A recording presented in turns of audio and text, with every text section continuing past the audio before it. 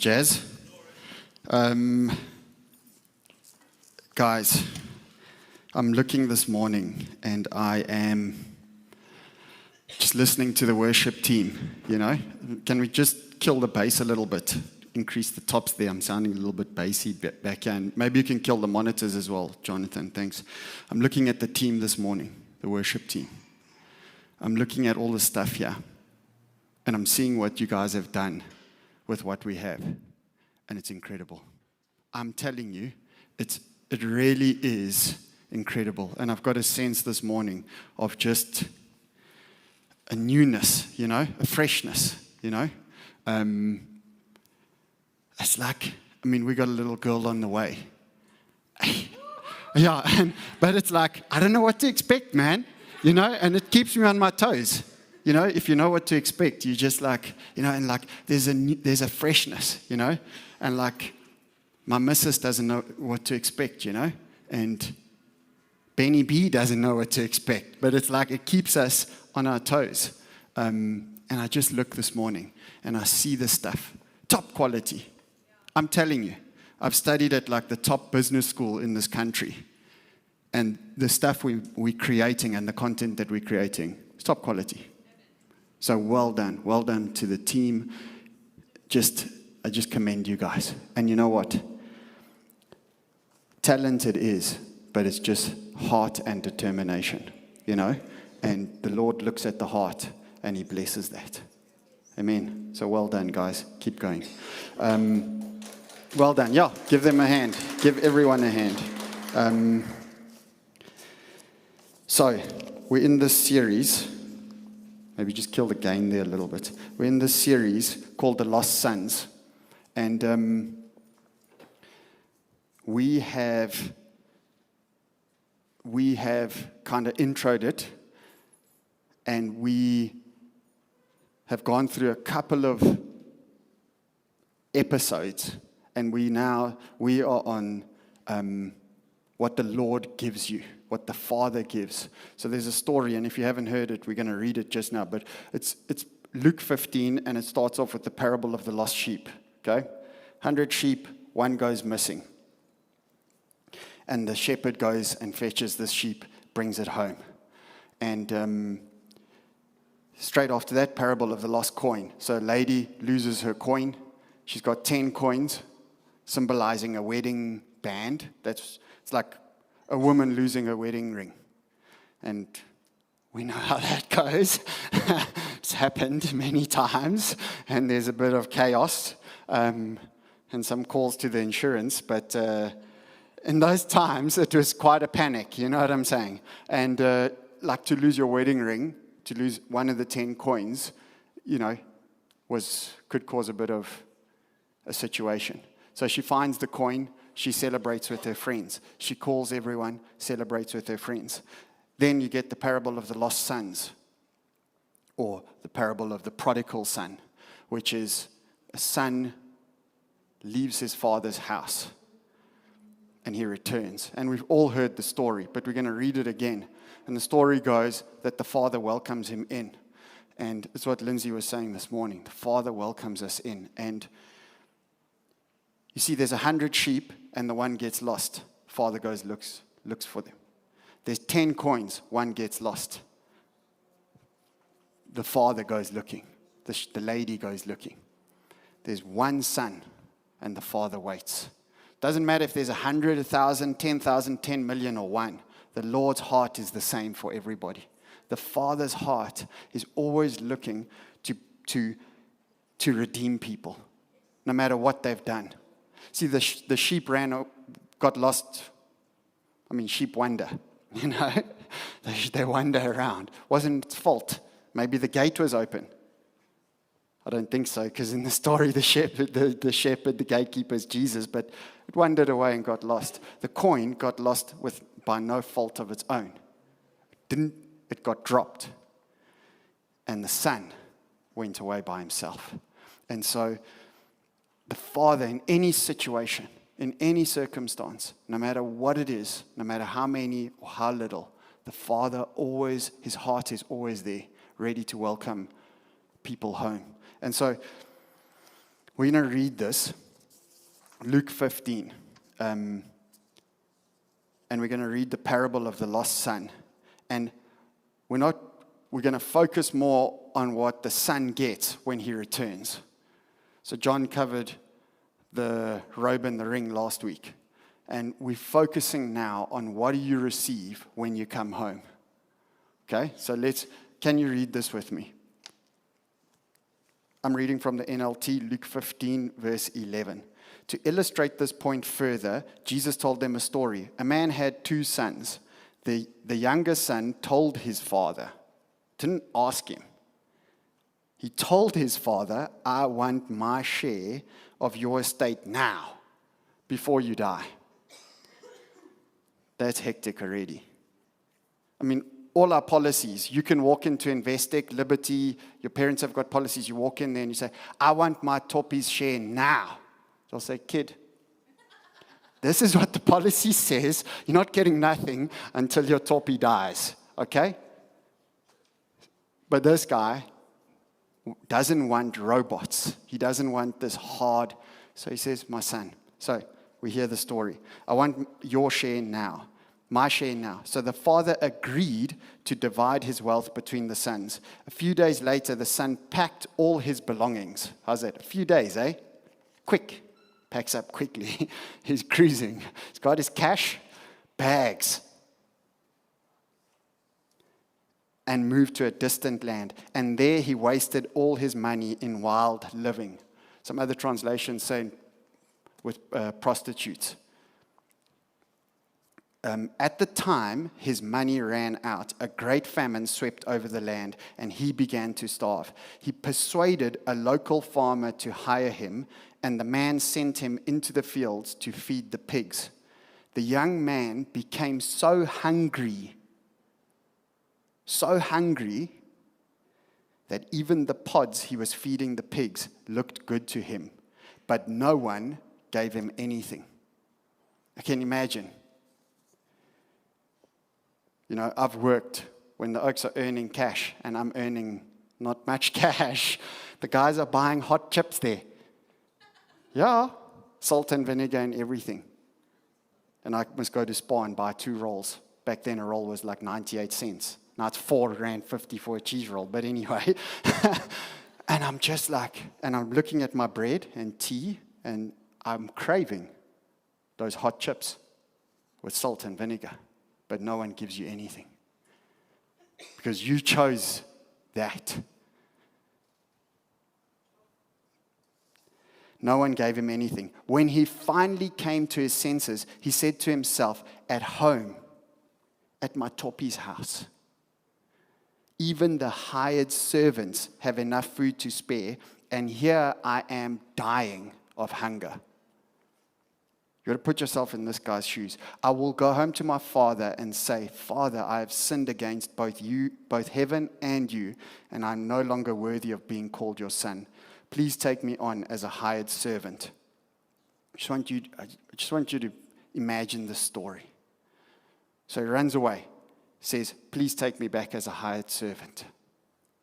I'm not worthy to be called your son. And we've heard it.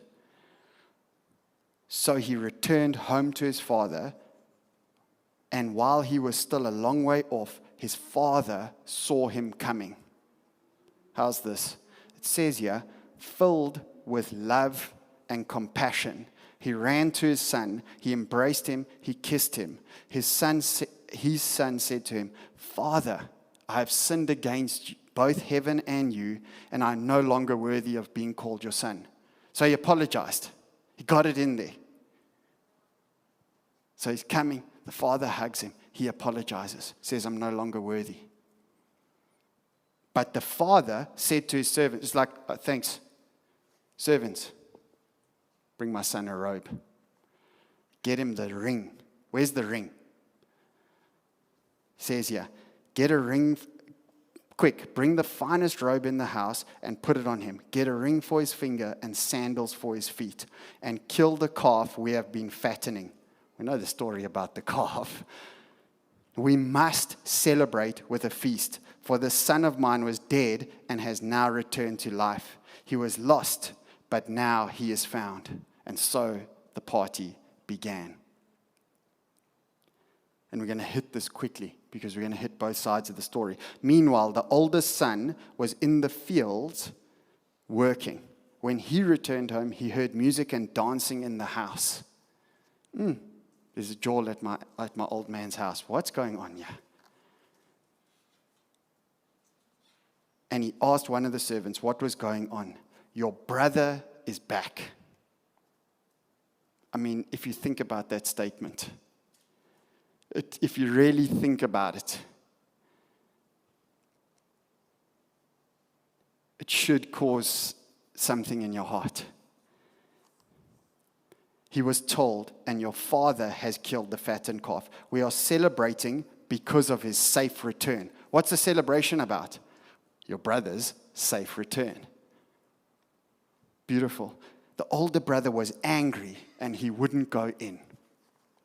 His father came out and begged him, but he replied, all these years I've slaved for you and never once refused to do a single thing you told me. And in the time, you never even gave me a young goat for a feast with my friends. Yet, when this son of yours comes back after squandering your money on prostitutes, you celebrate with him by killing the fattened calf. His father said to him, look, dear son, you have always stayed by me, and everything I have is yours.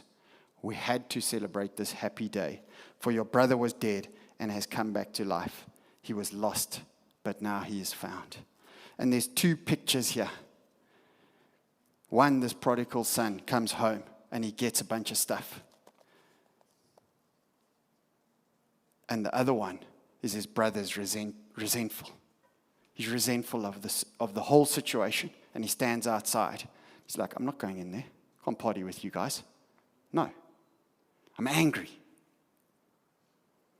And so we're going to look at what the Father gives this son. So John touched on the robe and the ring last week. I wasn't here, but I believe it was a good one. And quickly, the robe represents righteousness. In its simplest term, it represents Jesus covering us. Jesus' blood covering us, shed blood.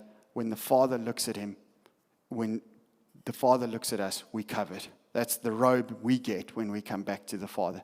Then he gives us a ring. It says they put a ring on his finger. You know, that ring had an emblem on it in those times.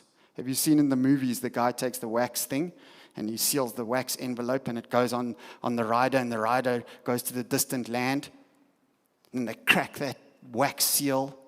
Yeah, the guy had it on his ring. The king, if you go read Esther, King Xerxes, he owned the whole empire. He said, here's my ring, do what you feel is right, and stamp those letters and send them out. So basically that ring was saying, my son, here's my signature. Now you can go to Investec because you got my signature. You get what I'm saying? He gave him the keys, the signature of the family. He gave him the authority of the family. So that was the ring. And we get the same when we come home. When you come home, Jesus gives you the same. It says here in John 1 verse 12, but as many as received him, to them he gave the right to become children of God. You receive Jesus, you get the right to become a child of God. To those who believe in his name. It says the Spirit himself, Romans 8:16, bears witness with our spirit that we are children of God. So that's the robe and the ring. So now we're going to focus on the sandals. We're going to focus on the sandals this morning. We're going to focus on the fattened calf. And we're going to focus on the party. I don't wear sandals because I always kick my little baby toe. And then I'm like, always manage to kick something. So I don't like open shoes unless I'm at the coast. I always kick something. And but the sandals in this story represent something. And they represent something immensely important to us. So the son comes home. He gets the robe, the ring. It says, put sandals on his feet. The story goes like this. To fully understand this, and we've read it, but we need to go to verse 15, okay? In the NLT, verse 15 says this.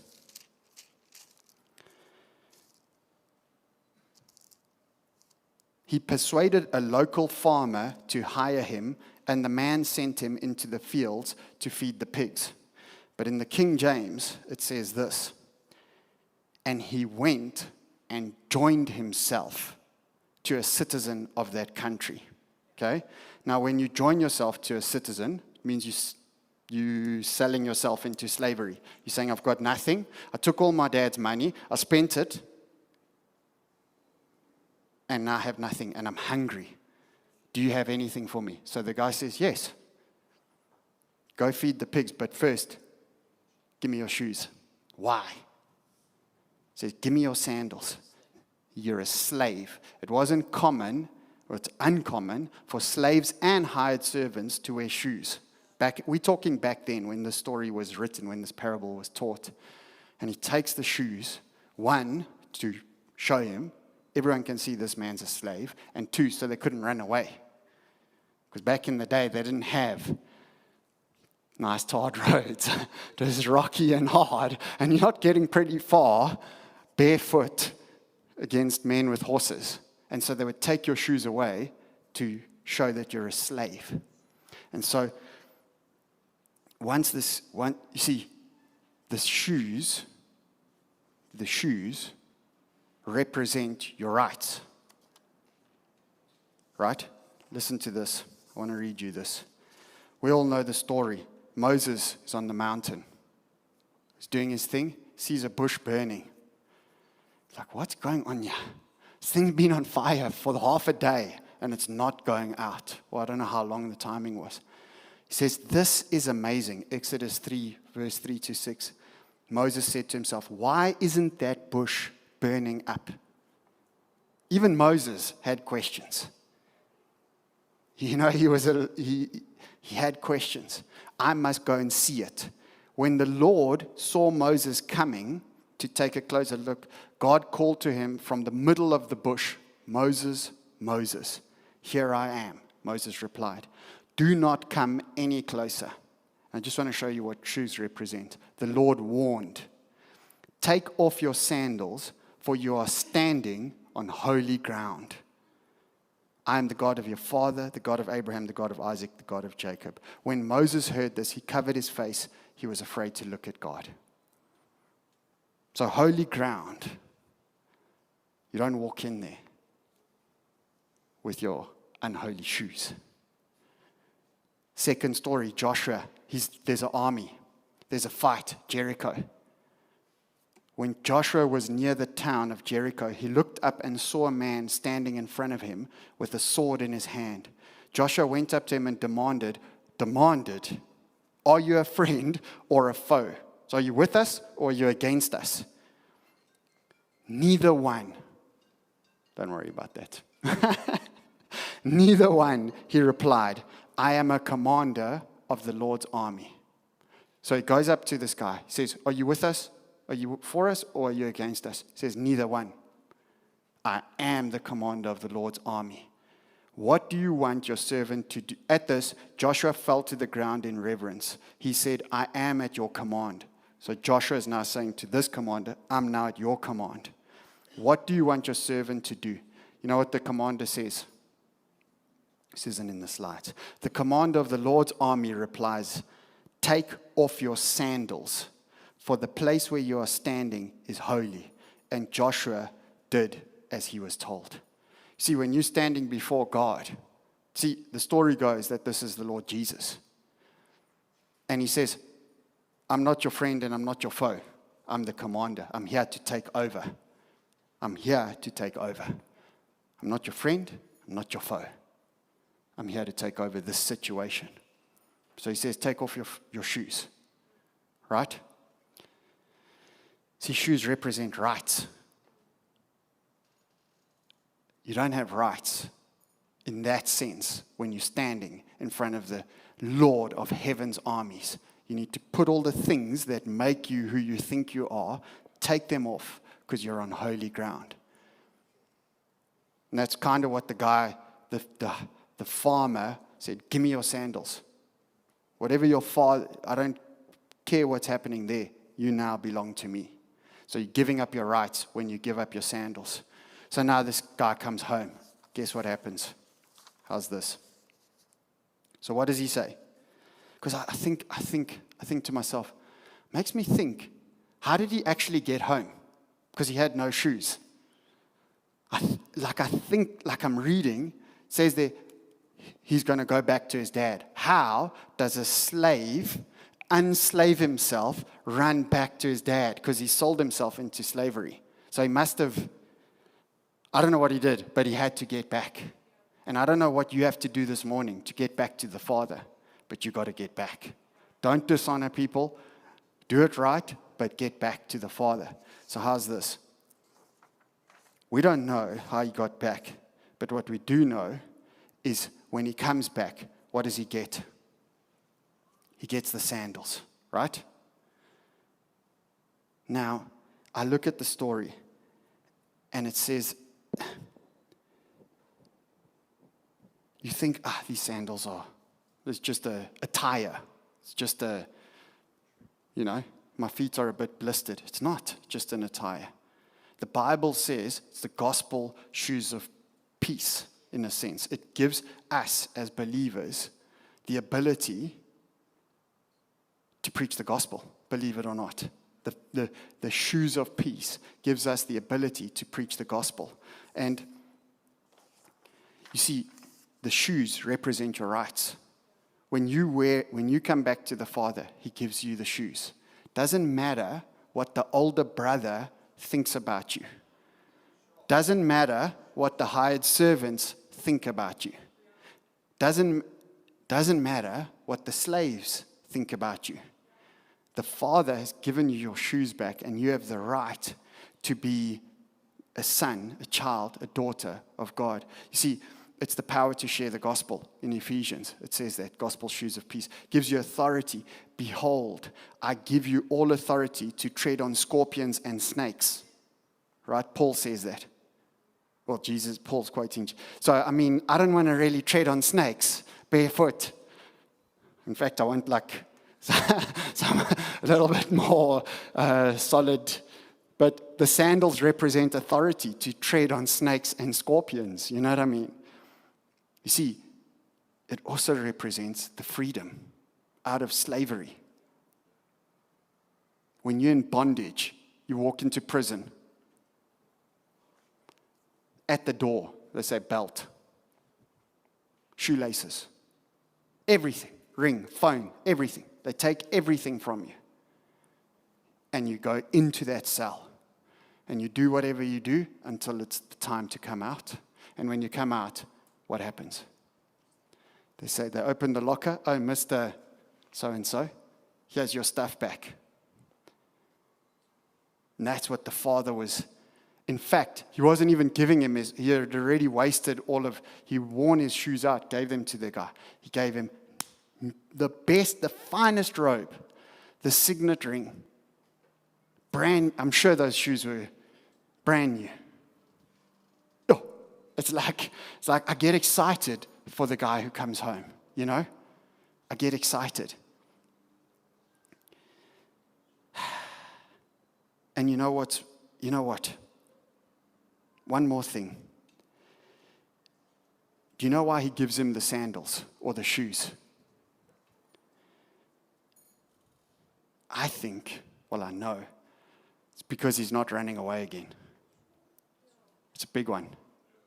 He's not running away this time. See, if he was just a slave or a hired servant, he would have said, you don't get shoes. You were my son, but you're not my son anymore. Thanks for the apology, but I'm not giving you shoes. You can chow what's left over after we celebrate. But He doesn't do that. He says, I'm giving you shoes. Why? Because He knows his son's not going to run away. His heart has turned. His heart is soft. The Father, as painful as it is, had to watch his son go. But now he's returned. And he can live in this kingdom with the shoes and enjoy it. And he's not running. And I just think, once your heart is turned, the Lord can trust you with many things, you know? So then we go into the fattened calf. And I like the fattened calf because I like food. Amen. But there's something special about the fattened calf. We look, get the fattened calf.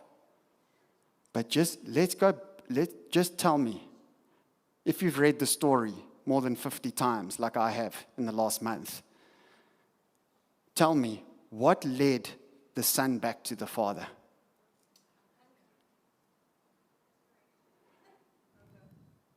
So, he was hungry. Now you got to think about this. He comes home. He's like, I'm so hungry that I'm starving to death. On my arrival, I get a robe, I get a ring, I get shoes, amazing things. But my stomach is rumbling. The father needed to satisfy his hunger. And he wasn't content to just end it there and say, cool, welcome, go to your room. We'll prepare breakfast tomorrow. You must eat now. We have to celebrate now. And I can imagine, it says, you remember when it says there, no one gave him anything. He was feeding the pigs and no one gave him anything. I can imagine this guy was like in the distant land with no money and he was smelling. There's a braai going on here somewhere. The farmer and his mates are jawling, having a big festival, and here I am. He's like, I can smell those potatoes. Just picture it. Just picture it. And he's like, I have to go home. I'm tired of this. And he sets, his gaze got set homeward because of his stomach, not because of his clothes. So there's a lesson. The stomach is really a way to a man's heart. Really it is. If there's food, the guy's there. But it's just, you got to picture what drove him back home. And his hunger drove him back home. And so he gets this fattened calf. And how's this? He says, I will arise and go to my father. See, all the things that he gets, God's salvation is all those things, but more. It is transformation and renewal and sanctification. So you get all this covering, you get all the authority, but you need to be sanctified from the inside out. See, if you eat a pearl, you haven't eaten. You've swallowed it, but your body cannot digest it. Have your kids ever eaten a marble? Or a steel bearing? They can't digest it. You swallowed it, but you haven't eaten it. The molecular composition of the food hasn't digested and been absorbed by your body and changed you from the inside out. And that's what the food does. It's incredible what's in this story. And it's like the Father gives him the robe, the ring, the sandals. He gives him food from the inside out to nourish him, to bring him back. And I'm sure, guys, if you fasted, you don't go and hit a lamb, but because you'll have cramps the next day, you know what I mean? But this, for me, if I'm coming home after years, I'm trying that thing. I don't care about tomorrow. I'm trying. I want to, celebrate and eat, and we can deal with the cramps and stuff tomorrow, And you see, he was transformed by taking the food the Father had provided. His body and his nourishment came from the food. And the last thing here, and this is what I think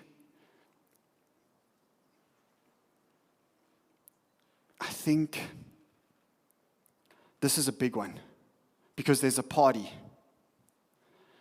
And this is a big one for me, because if you look at the story, the party, so the one sheep gets lost, comes home. The shepherd throws a party. And it says there, in the same way, heaven rejoices when one sinner returns to the Lord, when one sinner comes back home. The lady loses one coin. It says, in the same way, there's a party in heaven. And the son comes home. And in the same way, there's a party in heaven. Now, I want to ask you a question. Your worst enemy, worst one, the one you haven't told people about. You pretend like they're not your enemy, but they're your enemy, or sibling, or parent, or someone. You just, and they walk up those stairs right now, and they say, the Lord's called me here. And they give their lives to the Lord. Your older brother returns. Your younger brother returns. Yeah. Gives his life. Lost brother. He's been gallivanting for years. You even try to help him. He blew your cash. Deceived you. And he comes in and he gives his life to the Lord. And then he gets given all these things. He gets promoted. He becomes a pastor, starts running a church, leads a church, does all these things, moves forward, leads worship, just advances, opens business, does everything, gets totally blessed. And the Father wants everyone to celebrate, but you standing here, I'm not coming in. He hurt me.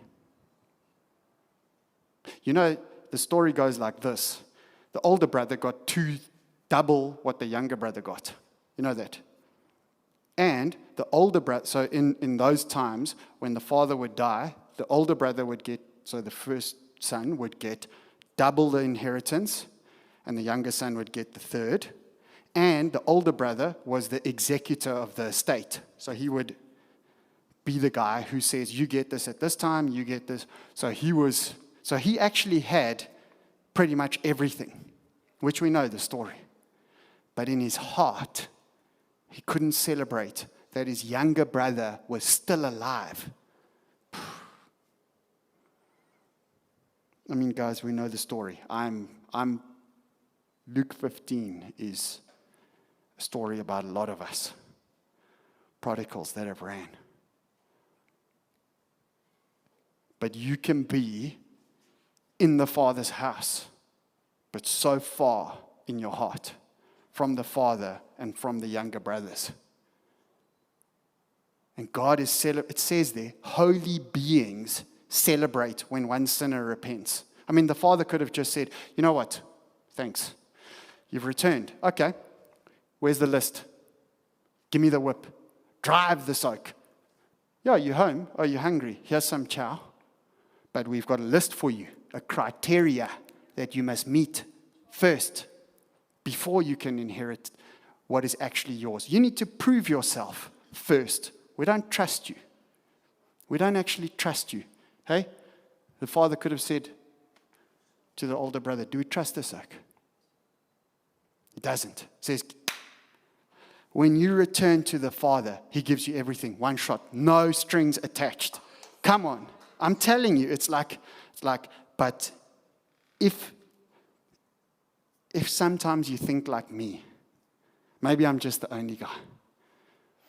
Some guy rocks up at work, sidelines you straight to the front. Now you start thinking, I taught this oak. I taught him pretty much everything he knows. And you can be a bit of an older brother, and he gets a promotion. What about me? Or is it just me? And you get sidelined. And are we going to celebrate with heaven? The story, when you take it in its context, he was speaking to people that couldn't celebrate that Jesus accepted anybody. They couldn't fathom that they haven't met all this criteria, but yet you accept them. And that was the story. You see, there's another story, and I'll kind of close with this. I want to share a story, and then we'll go back to the feast. You see, the Father throws the party. The Father says, let us celebrate. Heaven says, let us celebrate. And you look at this story, there's two stories. One, there's a story of this, it's called the parable of the rich fool. You know, there's also a party. Just 3 chapters back, Luke 12, it says, then someone called from the crowd, teacher, please tell my brother to divide our estate with me. So he was saying, my dad's dead. You tell my brother to divide it, because the older brother was the executor. You see, so obviously this was the younger one telling the older one, divide. Because if it was the older one, he could have just done whatever he wanted. So there's another story here. Jesus replied, friend, who made me a judge over you to decide things like that? I mean, we know Jesus is the judge of all creation, but he's just throwing it in there to see who does he think Jesus is. Then he said, beware, guard against every kind of greed, for life is not measured by how much you own. Then he told them the story. So he's addressing the thing of dividing the estate. A rich man had a fertile farm that produced fine crops. He said to himself, what should I do? For I don't have room for all my crops. So he's saying, I'm making cash. I've got all these bakkies. I've got all these trucks, but I don't have a yard big enough. Cool. We'll get rid of that yard and we'll buy a bigger one. So he says, I know, I'll tear my barns down and I'll build bigger ones. Now this is important. Then I'll have room enough to store all my wheat and other goods, and I'll sit back and say to myself, my friend, you have enough stored away from years to come. Now take it easy, eat, drink, and be merry. So he's thinking to himself, I've made it. Now I can call my cronies, I can eat, I can drink, I can be merry, we can have a celebration. My wheat is stored in the barns. When we need some money, we sell some bales of wheat. It's all good. Guess what happens? But God said to him, you fool, you will die this very night. Then who will get everything you worked for? Yes, a person is a fool to store up earthly wealth, but not have a rich relationship with God. So he's saying, if you look at the two stories, you don't get to throw your own party. God decides when it's your own party. God decides on the party. You can do things in your own strength, fill your barns, be this thing, head honcho of everything. But when it comes time to throw your party, the Lord might knock on the door and say, buddy, you missed the plot. You don't get to throw your own party. The Lord throws the party when it's your time. And so you come home. The one son comes home and he gets a celebration, right? This is the last thing that we're going to look at. You see, it's interesting that the Pharisees thought they had everything. The people in the story thought they knew, and they thought they had amassed all these things to make them right with God. But God says, it's so simple. You just need to believe. And they couldn't understand it. And then there's another story, talks about these workers in the field. And some workers start at 6 in the morning, and they're working. Some workers start at 9, right? Some workers start at 12, noon, half day. Most of some areas, and there's, half day. Some guys start at 3. I'm like, bro, what are you rocking up here at 3 o'clock? Some guys start at 5. They arrive at 5 p.m. for work. Now, bro, I don't know if you're like me, and I've been working since 6 in the morning, and some oak rocks up here at 5 p.m. We're about to knock off, bro. What are you going to do now? You got to... Now it comes time. The master calls the foreman, and he says, pay these guys their wages. So now everyone's standing. Guess what? The 5 o'clock guys get paid first. The 5 o'clock guys, it says there, the foreman paid the 5 p.m. guys first. Full day's wage. For 1 hour. For 1 hour. I wonder what he's going to give us. They all start standing there like this. Because now you got a picture. Go read the story. If this I got a full day for 1 hour, okay, 1 hour, so I've worked 12, so I'm getting 12 days. That's how I'm thinking. Or not. 1 hour, full day, 12 hours, 12 days. Here I stand. 3 o'clock guy gets full day's wage. Wait, okay, hold on. Doesn't make sense, but it's fine. He's coming to me with the money, and I'm looking at the bag. How much cash has this got in here? And then he pays the 12 o'clock guy, full day. I'm thinking, bro, this doesn't actually make sense what this guy's paying. Then he pays the 9 o'clock guy, full day's wage. Now I'm like, no, bro. If this oak pays me a full day for a full day, and he pays that oak a full day for 1 hour, I'm going to be upset. The guy comes. Full day. Thanks, guys. We'll see you tomorrow. Cheers. It's 6 p.m. It's getting dark. Let's go. I'm standing there with my money. And this guy's celebrating because bro, if you get paid a full day for 1 hour, anybody will celebrate. And this guy is angry. He's angry that he got actually, the story says you agreed to work for that. And that's why you're getting that. But what Jesus was addressing is that whether a guy has been there for 50 years, for 40 years, for 30 years, for an hour, or for a minute, God is so gracious that you all get the same thing. It's beautiful. It's hard. It's not fair, maybe, but it's beautiful because God in His righteousness understands. You see this is what salvation is. It is celebrating with those that come in at the 11th hour. That's why it's called the 11th hour. It was a 12-hour day, and he arrived at the 11th hour, and he got exactly the same. And now we can be bitter, or we can celebrate. Say, come on, where are we going? We got to go and chow. Hot chips, vinegar, salt, crispy. Oh, yes, and a cold stony. Am I right? We got to celebrate with this guy. Because he's just been paid. You know what I'm saying? But our culture and life and being burnt and being stood on and being sidelined has caused us in life to be like that, to be like the older brother, to be like, I've worked for it, so I deserve more. But that's not God's economy.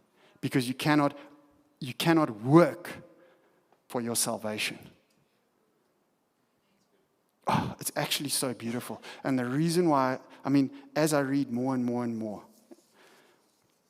I believe there's two things, guys. One, there's going to come people to the lighthouse. Right? At the 11th hour. And are we going to celebrate their salvation with them? And then there's going to come people into your family. Into your workplace. And kind of just pretty much getting in everything that belonged to you.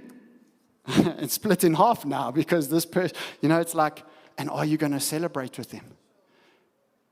At work. You start a practice. You start something. You get a partner.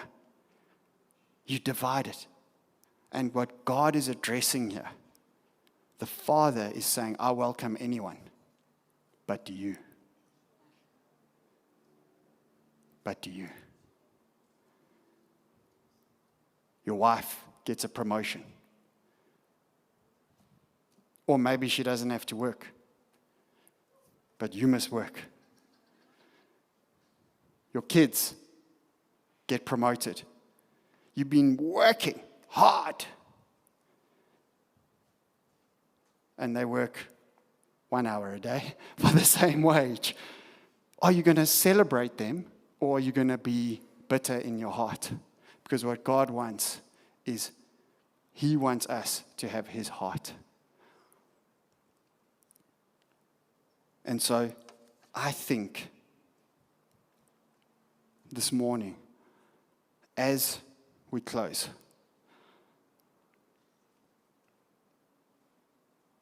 if you think to yourself, two things. What have I given away? What shoes did I give away? See, you need the right shoes for the right job. And this morning, the Father says, get your shoes back.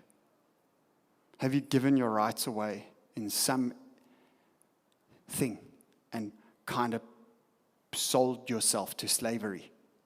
And you've left the Father's house, whether that is running away completely, deliberate sin, giving up your shoes, giving up your rights. You can do it so easily.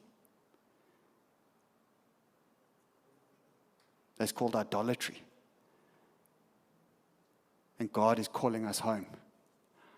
The other side is, Lord, when people come home, give me your heart for those people, that we can celebrate what you are doing. Can we stand? Can I pray for us?